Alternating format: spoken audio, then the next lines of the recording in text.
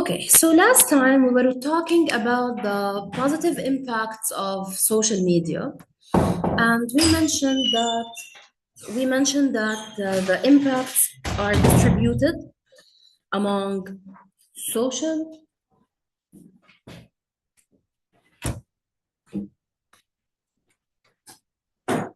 sorry, the impact of social media on training and development, like how companies are training their own employees through social media to become more active on platforms like LinkedIn, Twitter, Facebook, etc.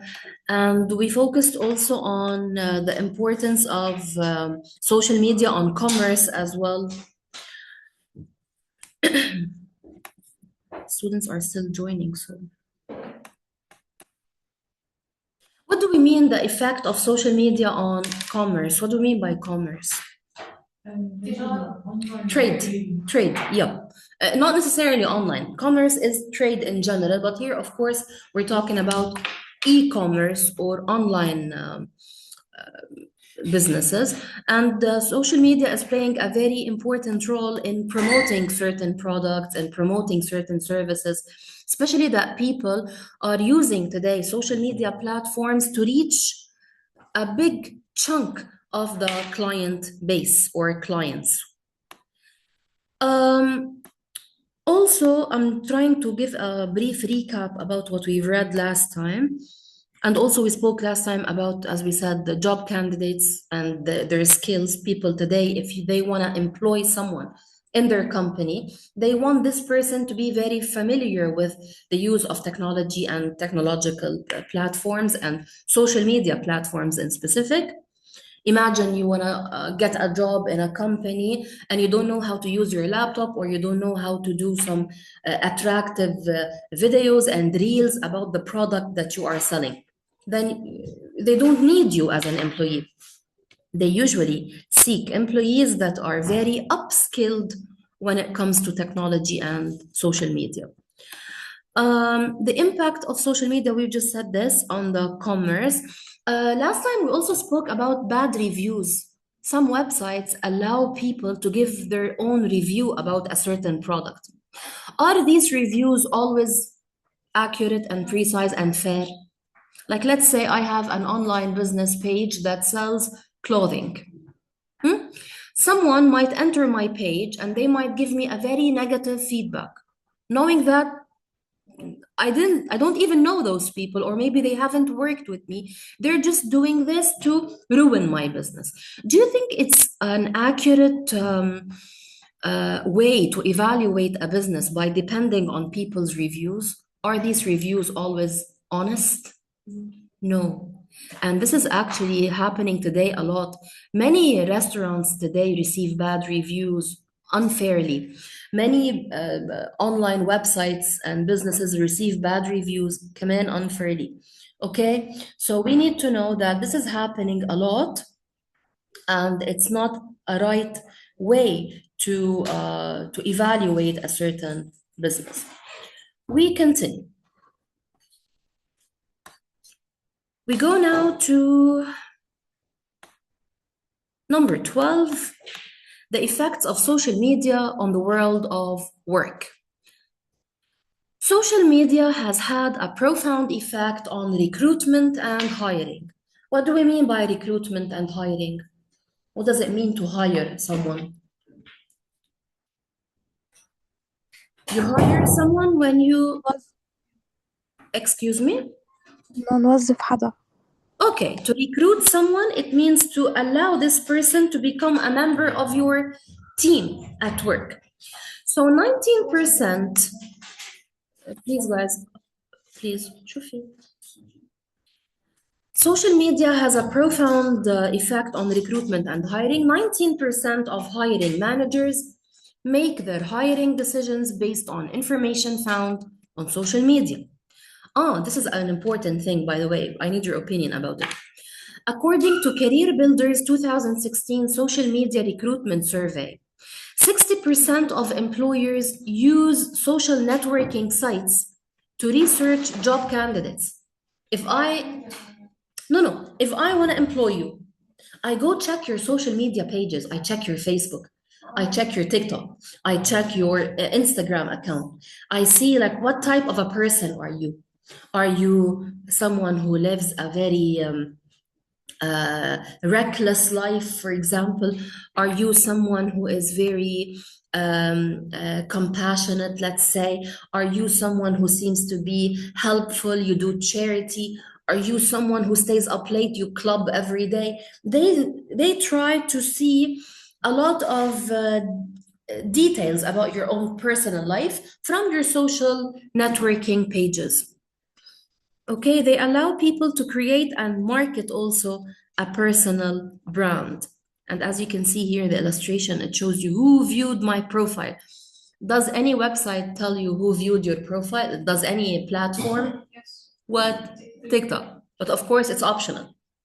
If you turn it off, they won't be able, you won't be able to know who viewed your profile, and no one will be able to know that you viewed theirs.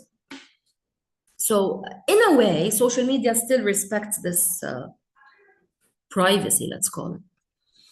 So do you think business companies should be viewing an employee's personal page to know more about his character? Yes, Yara?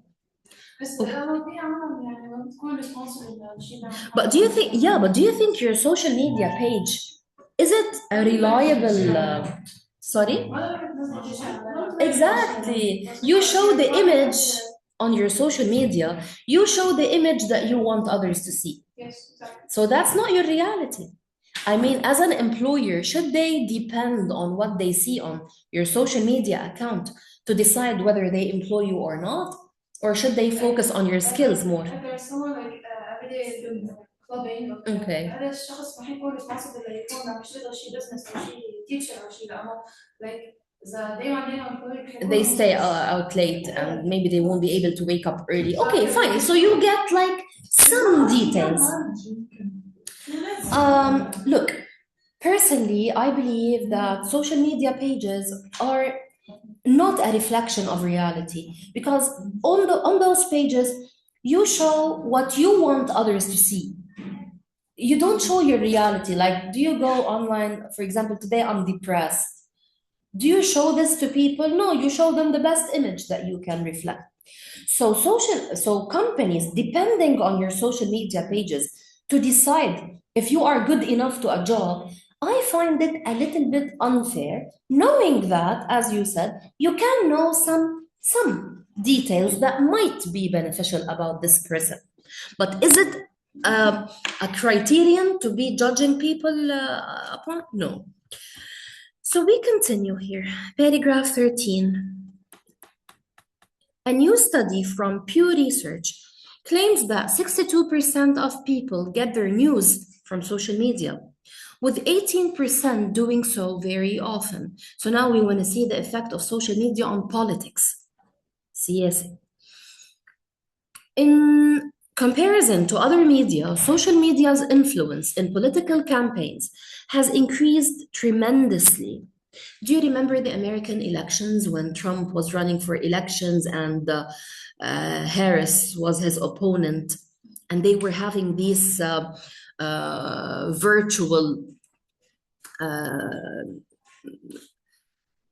debates online, and posters were being displayed online, and people were supporting this group or that group using political campaigns, but online campaigns. So whenever you logged into Facebook, you saw pop-up ads about the American elections. Same thing on Instagram, same thing on TikTok. So social media platforms today are also used for political campaigns, الحملات الانتخابية أو السياسية. Okay, so because social media allows people to communicate with electoral politics, this makes social networks very fertile ground for political work, because social media allows people to communicate with one another more freely. They are helping to create surprisingly influential social organizations among the once marginalized groups. What do we mean by marginalized groups, Yaleen? Are you writing me? What do we mean by the marginalized groups? What's when you have a copybook with you, where is the margin? هامش. Good, the side of the page, the one that you don't even use. The red line. Exactly. So when I say the marginalized people in society are the people living on the edge of society, the ignored ones, the ones that nobody even gives any consideration to. So even those people who feel marginalized, they can still have a voice on social media, because social media is a platform that is available. Social media includes platforms that are accessible for everyone and they are free. Lamar, any questions so far? If you need to ask me anything, please feel free. All And good. Marwan as well. Marwan left. He's online. And Rana. Marwan and Rana, in case you have any question, also feel free to ask.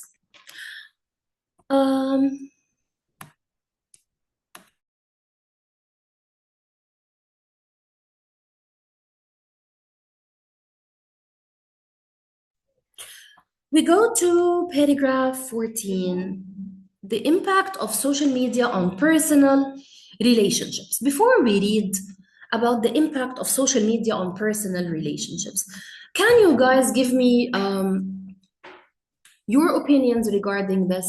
Is social media the right place to make personal relationships? No. Or at least, do you believe that the people you meet online, could they be giving you an honest image of themselves? No. They're performative. هيكونوا حالهم يعني. Exactly. They become very selective on what to show you. They show you their best image. And plus, how many people are becoming the victims of those catfishers, what we call them online? Oh. Yeah, my point is, like, you cannot trust strangers online, especially that you don't know their real intentions. You don't know where they want to get or how they want to use you in a way. Would they be trafficking you, trying to traffic you? Would they be trying to manipulate your money? Will they be bullying you in a way, harassing you in a way? So personal relationships on social media are very risky. One of the effects of social media is encouraging people to form and cherish artificial bonds. You are creating fake bonds with strangers, and you are giving them time over your actual friendships. Sometimes you don't sit with your family, with your friends. You keep on chatting with someone online, and this is actually also a high risk action. The term friend, as used on social media, lacks the intimacy identified with conventional friendships, where people actually know each other, want to talk to each other, have an intimate bond, and frequently interact face to face. So, definitely, the term friend goes to the person that you deal with in your daily life. My friend is the person I call, is the person I go out with, is the person I spend time with, a person I cry with, laugh with, share moments and experiences. But calling an online person a stranger, a friend, like on Facebook, they tell you add friend. Even if this person is a stranger, why do you even call him a friend? They are trying to normalize this idea in people's minds that any person you add becomes your friend. But this is wrong, because the word friend is very deep. It includes a lot of positive meanings. So your friend cannot be a person who might be harassing you or bullying you or using you later on. Doesn't make sense. We go to paragraph 15. Now we're talking about the impact of social media on society. Guys, the importance of this lesson is that it's showing you the positive and the negative effects of social media on many corners in life, on business, on politics, on social, on commerce, on society, on friendships, on everything. So from this text, you can use a lot of the ideas that you can develop later on in your writing. So the text is very rich. Let's see paragraph 15. Almost a quarter of the world's population is now on Facebook. In the USA, nearly 80% of all internet users are on this platform. Because social networks feed off interactions among people, they become more powerful as they grow. So, what made Facebook very famous at first? Weren't all people using it? Okay. It was a new idea. Yes? It was a new idea. It was a new idea, of course. But I mean, people at first, they enjoyed Facebook and they were all over Facebook because Facebook focused on the interactions among people. I like this post. I comment on this post. I write a status. I share a story. So you are giving and taking, interacting with people. So this platform became very powerful at first. So thanks to the internet, each person with marginal views can see that he's not alone. How many times do you find people, for example, emos, you know the emos? Okay. They get along on the internet, how they gather each other on Facebook and Insta and TikTok by creating groups that they join. So they know, oh, this is my community. No matter how awkward it is, it's my community. People who are fans of classical music, they gather in groups, they share common interests. So you know that, oh, this is my community, this is my group. Those people share the same interests with me. So the internet today is categorizing people according to their interests. I'm interested in fashion. They put me, or I join groups that include people like channels, like groups on Facebook, like social media pages, Instagram pages. So you start joining those groups or those pages or those channels simply because they include people who share the same interests like you. Okay?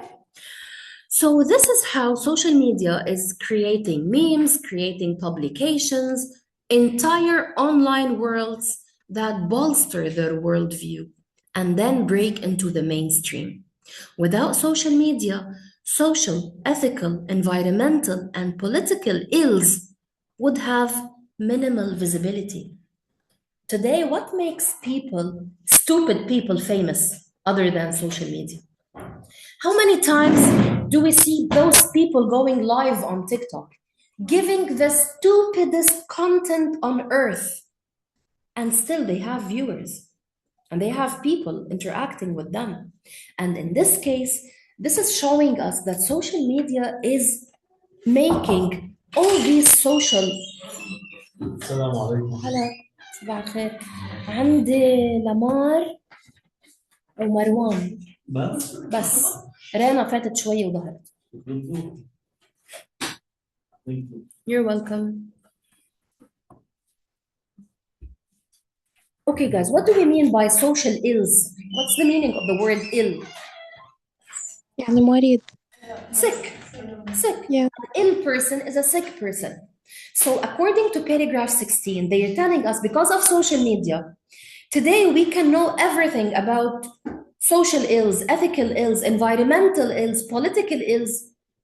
We can see the negative side of everything on social media because there are no limits. Yara and Aline. Okay? Without social media, those ills would have minimal visibility. It means nobody would know about all these stupid people and their actions and the political ills and whatsoever without social media. So social media is making all this visible. شوفي ناس. We go to the last line in paragraph 16. Increased visibility of issues has shifted the balance of power from the hands of a few to the masses. In the past, who had the chance to go on TV? Everybody? Or politicians and journalists and doctors and whatever. The elite. used to go on TV. Today, who goes on social media? Everyone. Everyone. So today, the power is in the hands of the masses. They control the content of social media, the people. It's no longer the rich content. I no longer see like teachers, university professors, musicians, artists, actors, actresses. We don't see those people who have valued content to share. They're not the ones who are available on social media.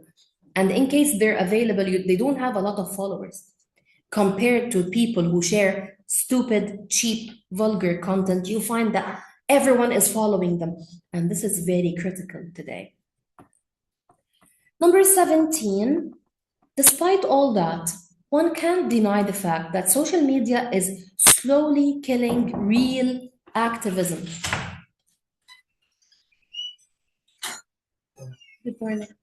And replacing it with slacktivism. While social media activism brings an increased awareness about societal issues, questions remain as to whether this awareness is translated into real change.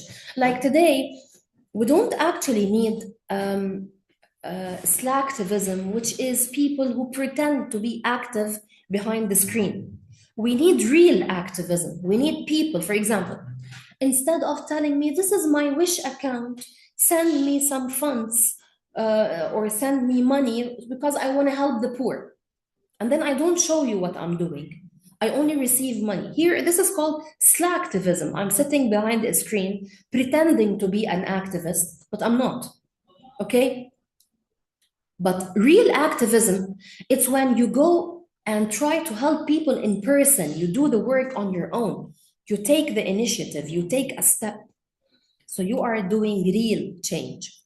Some argue that social sharing has encouraged people to use computers and mobile phones to express their concerns on social issues without actually having to engage actively with campaigns in real life. Of course, today, everyone with a mobile phone or a computer can share their opinions regarding everything. They can express their social views, their concerns. They can do all this without actively engaging in real life campaigns. Their support is limited to pressing the like or share buttons on social media. That's it. Don't we have those people today? Today, Lebanon is going through a war. We definitely don't need to hear any harsh words, any offensive words on social media. You see those people posting videos, trying to create hatred among people, trying to create rumors, fake info, and so on. Some people start interacting with them using like or share or whatever. In this case, what's happening? A lot of hate speech, negative feelings between people, and simply the reality is not there, and people are they're not campaigning in real life. Those people who hate each other on social media, if they sit together in real life and they have a debate, they might reach a lot of common ideas. But if I use bad language with you on social media and you reply in the same manner, we will not get anywhere.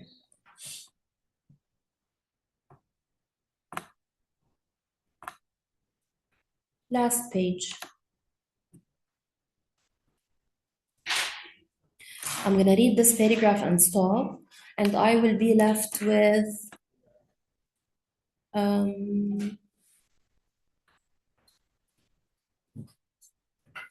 moral challenges of social media and the impact of social media on... No, wait.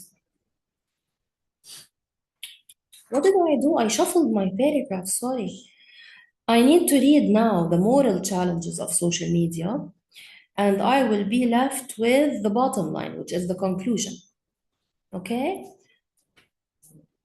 Should I start with the moral challenges or stop here and we continue them last time? My voice is gone, honestly. Fine, I'll stop here because I still have already 5 minutes. Lamar, do you want to add anything? Ask me about anything before I end the meeting? No, so good. Okay, perfect. So next time we'll be left with those couple of pages, and that's it. Ahmad Nassar is joining now, Habibi. Okay. Yeah, have a good day and stay safe. Thank you. Bye bye. Thank you.